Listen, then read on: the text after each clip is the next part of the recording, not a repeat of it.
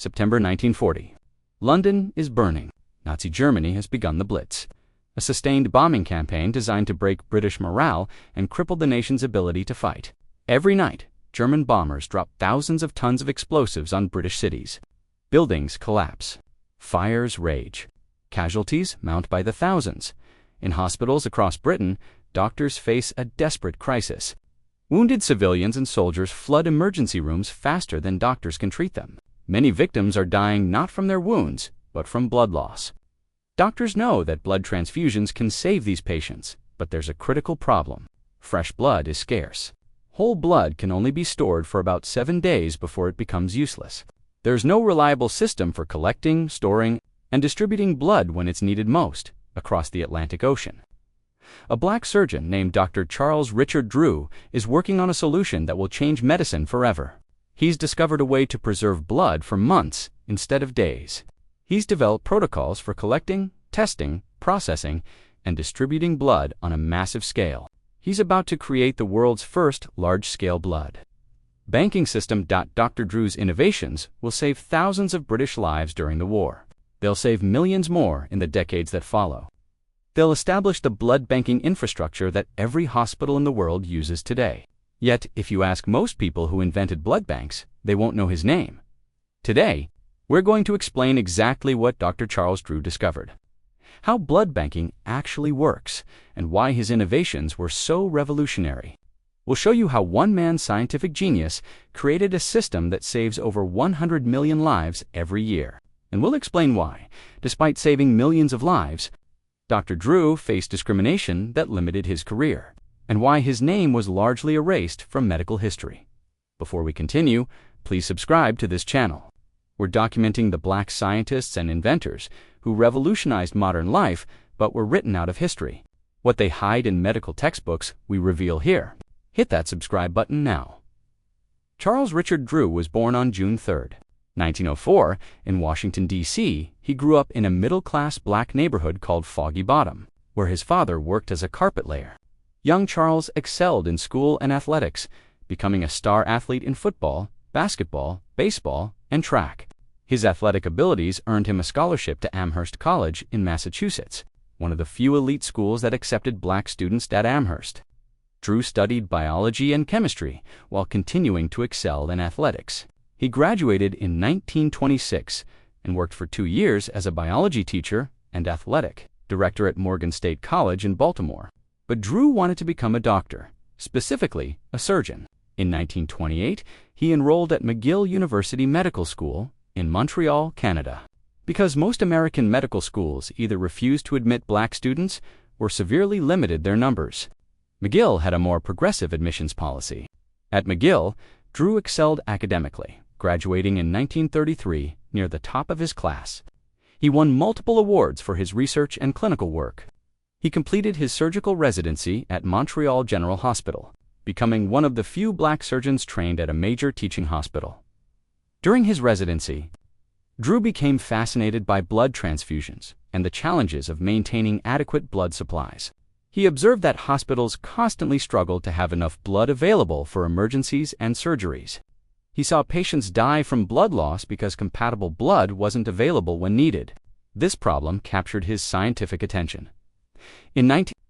Drew returned to the United States to teach at Howard University Medical School in Washington, D.C., one of the premier historically black medical schools. He taught surgery while maintaining a clinical practice at Freedman's Hospital, Howard's teaching hospital. But Drew wanted to pursue advanced research, so he enrolled in the doctoral program at Columbia University in New York. One of the few prestigious medical schools that would accept a black graduate student at Columbia, Drew focused his research entirely on blood storage and transfusion. To understand why his work was revolutionary, you need to understand the blood storage problem doctors faced in the 1930s. Blood transfusions had been performed since the early 1900s, but they were risky and complicated. Blood had to be transferred directly from donor to recipient because it couldn't be stored for more than a few hours. Doctors had discovered that adding certain chemicals could preserve blood for a few days, but after about 7 days, the red blood cells would break down, making the blood useless or even dangerous.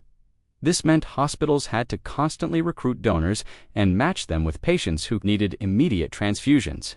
In emergencies, finding compatible blood quickly was often impossible. Patients died waiting for matching blood to arrive.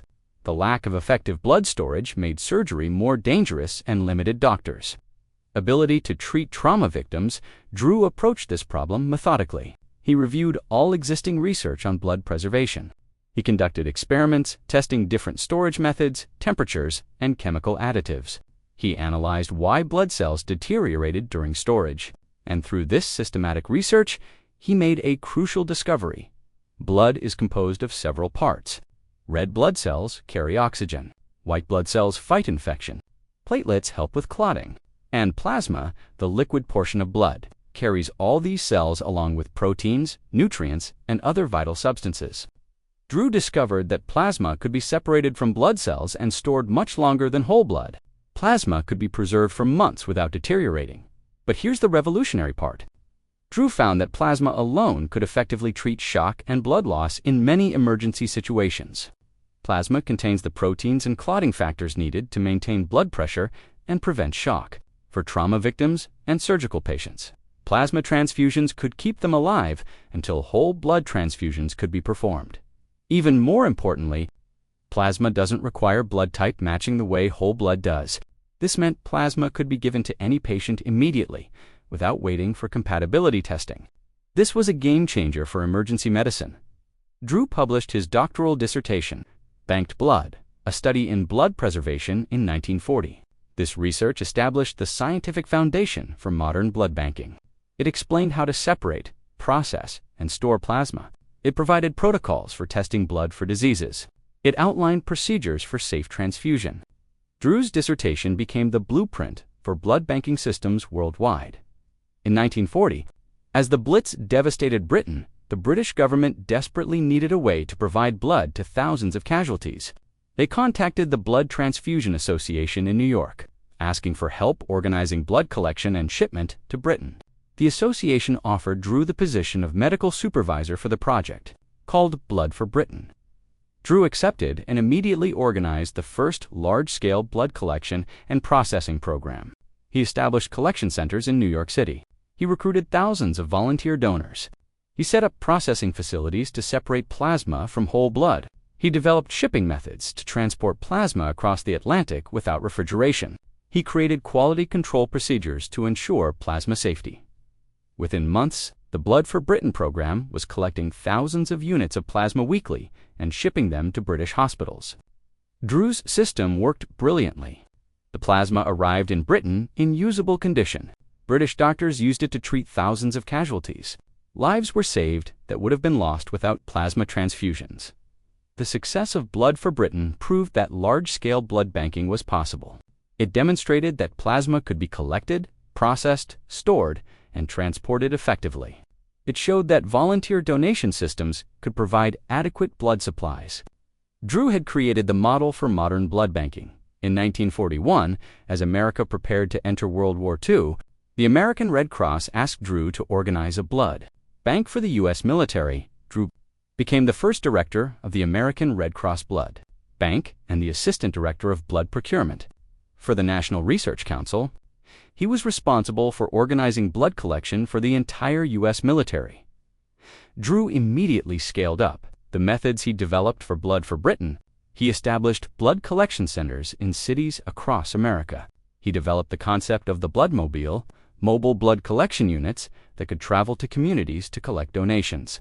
He created standardized procedures for testing, processing, and storing blood. He trained thousands of medical personnel in blood banking techniques. He organized a logistics system to transport blood products to military hospitals. Worldwide, Drew's system collected millions of units of blood and plasma for the war effort. His protocols ensured safety and quality. His organizational genius created an infrastructure that saved countless American and Allied lives during the war. Military doctors had access to blood supplies that would have been unimaginable just a few years earlier. But here's where the story becomes deeply troubling.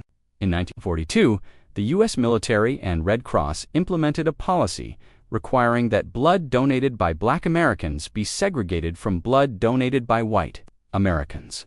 The military claimed this policy reflected the preferences of white soldiers, who didn't want to receive blood from black donors. This policy had no scientific basis whatsoever. Blood type matters for transfusions. Race does not. The proteins and characteristics that determine blood compatibility are completely unrelated to race. A black person with type O blood can safely donate to any person with type O blood, regardless of race. Blood is blood. Race is scientifically irrelevant to transfusion compatibility. Dr. Drew knew this policy was racist pseudoscience. He spoke out against it publicly, explaining that race-based blood segregation had no medical justification. He argued that the policy was based on prejudice, not science, and that it would reduce the blood supply and cost lives. His opposition to the policy was principled and scientifically sound. The Red Cross and military refused to change the policy. In 1942, after just 1 year directing the blood bank program he'd created, Dr. Drew resigned in protest. He returned to Howard University to teach surgery and continue his medical practice. He refused to participate in a system that endorsed racist pseudoscience. Think about the irony. The man who created the entire blood banking system, who saved thousands of lives through his innovations, was told that his own blood was somehow different and inferior because of his race. The man who proved blood could save lives, regardless of the donor's identity, was subjected to a policy that treated black blood as contaminated. Dr. Drew continued his medical career at Howard University, training the next generation of black surgeons. He became chief of surgery and chief of staff at Freedman's Hospital. He mentored hundreds of young black doctors, many of whom would become leaders in medicine. He continued researching blood and transfusion medicine. He remained one of the most respected surgeons in America, though he never received the national recognition his innovations deserved. On April 1, 1950, Dr. Charles Drew was driving to a medical conference in Tuskegee, Alabama. Near Burlington, North Carolina, his car went off the road. Drew was seriously injured. He was taken to Alamance General Hospital, a segregated facility. Despite the efforts of doctors, including his colleagues who were traveling with him, Dr. Drew died from his injuries. He was 45 years old, in the decades after his death. Myths arose claiming that Drew had been denied treatment at the hospital because he was black, or that he bled to death because the whites-only hospital refused to give him a blood transfusion. These stories aren't true. The doctors at the hospital, including Drew's own colleagues, did everything possible to save him. His injuries were too severe to survive. But here's the larger truth. Dr. Drew lived and worked in a medical system that was deeply segregated and racist. Black doctors couldn't join the American Medical Association. Black patients were treated in separate, inferior facilities. The blood banking system Drew created was forced to segregate blood by race. Drew faced discrimination throughout his career, despite his extraordinary achievements. The real tragedy isn't the circumstances of his death. The real tragedy is that a man who saved millions of lives faced constant barriers because of his race. The tragedy is that most medical students today learn about blood banking without learning Dr. Drew's name. The tragedy is that his contributions have been systematically minimized in medical history. So what exactly is Dr. Drew's legacy? Let's be specific about what he created and why it matters. First, Drew established the scientific principles of plasma preservation and storage. His research showed exactly how to separate, process, and store plasma safely. Every blood bank in the world uses methods based on Drew's protocols. Second, Drew created the organizational infrastructure for large-scale blood collection and distribution. The Blood for Britain program and the American Red Cross Blood Bank established the model that every blood banking system still follows: collection centers, processing facilities, quality control, logistics, and distribution. Drew designed it all. Third, Drew invented the concept of the bloodmobile, mobile blood collection units that bring donation opportunities to communities. Today, thousands of bloodmobiles operate across America, collecting millions of units of blood annually. Fourth, Drew trained thousands of medical professionals in blood banking techniques. His students and the people they trained spread his methods worldwide, establishing blood banking as a standard medical practice. Fifth, Drew's work established blood transfusion as a routine medical procedure rather than a risky experimental treatment. Because of his innovations, blood is available when needed. Transfusions are safe and reliable, and millions of surgical procedures that would have been impossible are now routine. Over 100 million units of blood are donated worldwide every year. Millions of surgeries are performed safely because blood is available. Trauma victims survive because blood transfusions restore what they've lost. Cancer patients receive the blood products they need during treatment. Hemophiliacs and people with blood disorders live normal lives because of regular transfusions. Every single one of these transfusions uses the system Dr. Charles Drew created. Every blood bank operates on principles Drew established. Every bloodmobile reflects Drew's innovation. Every life saved by transfusion is part of Drew's legacy. Yet most people don't know his name. Most medical schools teach blood banking without mentioning the black surgeon who invented it. Most history books discuss World War II medicine without crediting the black doctor whose blood programs saved countless Allied soldiers. This erasure is systematic. Medical history has traditionally been written to highlight white physicians and researchers, while minimizing or ignoring black contributions. This pattern appears repeatedly across medical history. Black doctors who made groundbreaking discoveries are forgotten, while white contemporaries are celebrated. But we can change this. By subscribing to this channel, by sharing these videos, by teaching this history to the next generation, we ensure Dr. Drew receives the recognition he deserves. What they hide in medical textbooks, we reveal here. What they refuse to teach in medical schools, we teach to everyone. Dr. Charles Drew saved millions of lives. He revolutionized emergency medicine. He created infrastructure we depend on every day. He deserves to be remembered alongside the most celebrated medical pioneers in history. Here's what you need to do. First, subscribe to this channel right now. We're documenting black medical pioneers, scientists, and inventors who changed the world but were erased from textbooks. Second, share this video everywhere. Post it on social media. Send it to medical students. Send it to anyone who's ever received a blood transfusion. Third, teach your children about Dr. Charles Drew. Explain that a black surgeon invented blood banking and saved millions of lives. Fourth, the next time you see a bloodmobile or donate blood, remember Dr. Drew? His genius made that possible. His organizational brilliance created that system. His scientific research ensured that donation saves lives. What they hide, we reveal. What they refuse to teach, we learn together. Dr. Charles Drew built the blood banking system that saves over 100 million lives every year. It's time the world knew his name and honored his legacy. Subscribe, share, and help us reclaim this history. In our next video, we'll expose another hidden black genius who revolutionized home security decades before modern systems existed. Dr. Charles Drew gave the world the gift of life. Now let's give him the recognition he earned.